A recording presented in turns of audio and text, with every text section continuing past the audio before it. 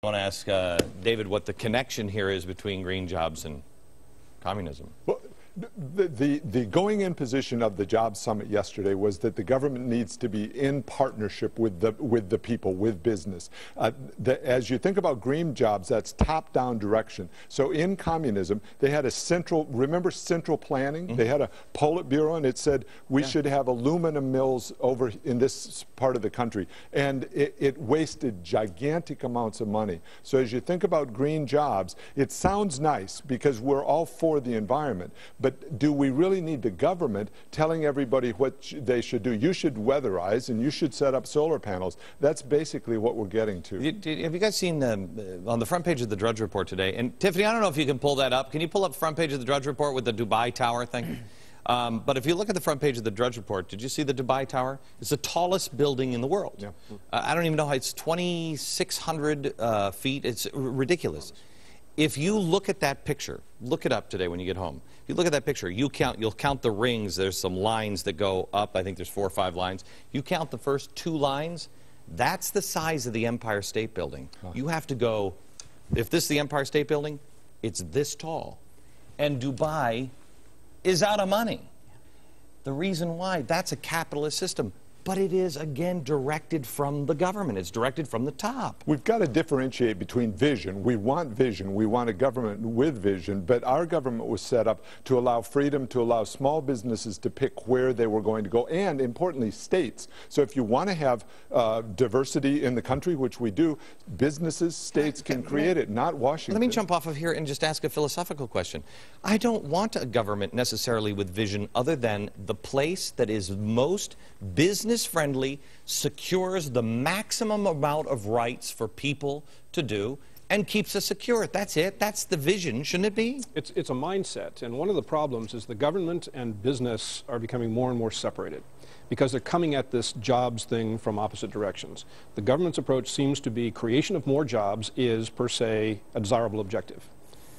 A business person's thought process doesn't start with jobs. I don't know a single business owner or even a single senior officer in a major corporation who looks at his management reports and says, hooray, our headcount is up. Just doesn't happen. Right. Headcount and jobs, and what business mindset is all about is they're thinking, the business owners are thinking about profits. They're thinking about efficiency. They're thinking about beating the competition. It's a mindset that focuses on winning. And you need good people to win, of course, and that creates the jobs, but the jobs is a means to an end. It's not an end itself. Well, here, if you go put up the picture of Dubai. Okay, look at that thing.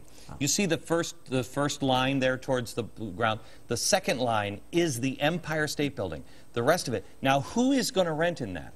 That is what you're talking about here. That's the government saying, I want the biggest building. I want something outrageous. I want man-made islands in the shape of our country's, flag.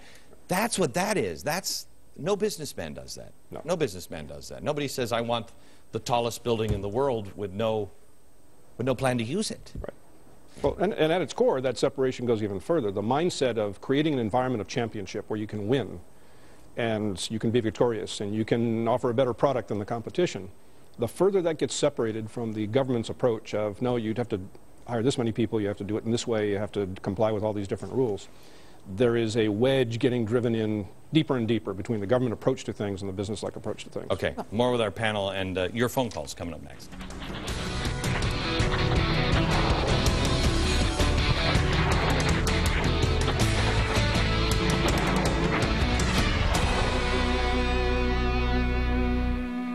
Back with our own Jobs Summit, I thought, why don't we talk to some people who have actually created jobs? We have economist David Malpass. He's the president of Encima Global, and he's a columnist for Forbes. Joe Lane, he is the principal of Sinter Partners, private investment firm. He also served as the CEO of GE Technology Finance. He is also the former president of IBM Credit Corporation. Mark Mix is the president of National Right to Work. And Charles Payne, CEO of Wall Street Strategies and contributor on the Fox Business Network. We're also opening up the phone lines. We're going to take some phone calls here in a little while. The number is 888-TEL-FOX, 888-TEL-FOX. Okay. I'm looking at what is the number 5. taxpayer dollars for green jobs. This is one of the things that SEIU came up with yesterday. Well, we got taxpayer money for green jobs. Doesn't it go back to your idea of government says, let's create jobs? I'd be for a Manhattan Project if it would change the paradigm of energy. But that's not, hey, let's create a bunch of jobs. That is, let's create a paradigm-changing energy source that will create jobs once we found it. Shouldn't that be the way we're looking? What am I missing here? No, absolutely. That would be a business-like approach. What's the end game? What's the goal? The goal is not to hire more people to attach solar panels on roofs. Those are jobs. What about but that's caulking? Not getting us anywhere. They came up with the idea of caulking, cash for caulking, where. Right. Hard to say. And there's no denying that weatherization can be an important component, but it's not the be-all and end-all. I mean, again. You don't think that's going to turn the country around? Slowly. Slowly.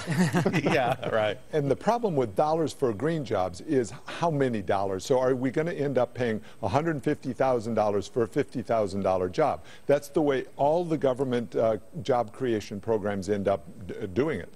Well, and from the SEIU perspective, Glenn, one of the things about government jobs with federal money is that President Obama signed an executive order back in February that said any federal job or any job construction project that has $1 of federal money will be done by guess who?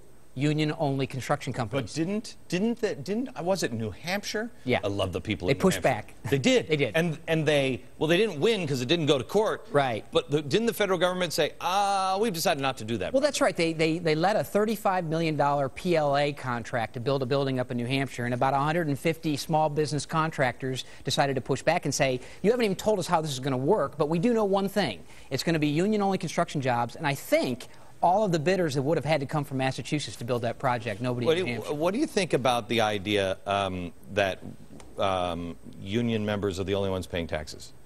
Well, that's ridiculous. And No. I mean, if they're the only ones that can get the federal money, why don't we just give the federal money to the people who paid the taxes? And if you're not a member of the unions, then you don't have to pay taxes. Well, that sounds cool exciting. That sounds exciting. I'm but totally cool but with it's a that cynical approach. It's a cynical approach of creating jobs. Somehow, the model for the SEIU and the AFL-CIO and the Teamsters and the rest of organized labor is that in order to create jobs, we got to somehow stymie employee choice. We got to stymie the relationship between an employer and an employee, and we got to inject this forced unionism mantra and this control over employees to create jobs. It's ridiculous. But isn't I'm trying to think, because I looked at the SEIU, United Steelworkers, American Federation of Teachers at a job creation summit, and I'm thinking, how would you describe the union? Maybe if you're not being cynical, job protectors, or at best. At best. I look at them in many cases. I think unions, in some cases, are absolutely necessary, but most times they grow into these